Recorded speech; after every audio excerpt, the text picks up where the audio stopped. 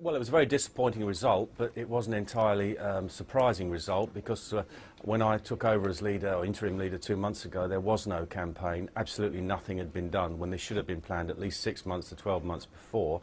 So we had very little time to put a campaign together, and in actual fact to even find candidates. We managed to get 554 candidates. We picked ourselves up from the bottom. I knew that it was going to be a difficult result. I'd hoped for more wins. But in fact, I did kind of predict with Joe Coburn on Tuesday that I expected us to get between 5 to 7% of the vote. On an analysis of about 16 councils, 100 candidates, it's about 7.5 so far. So I think I was fairly accurate there.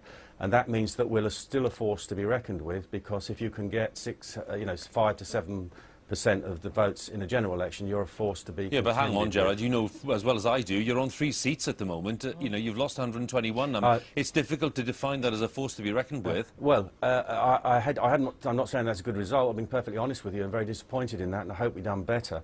In the circumstances, as I said, I don't think anyone in UKIP will be vastly surprised by that.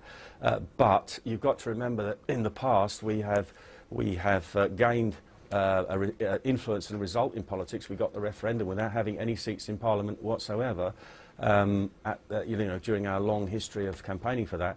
And if we can still command 5 to 7% of the vote now in the situation that we have been left in, then I think that's a strong base for us to build on for the future.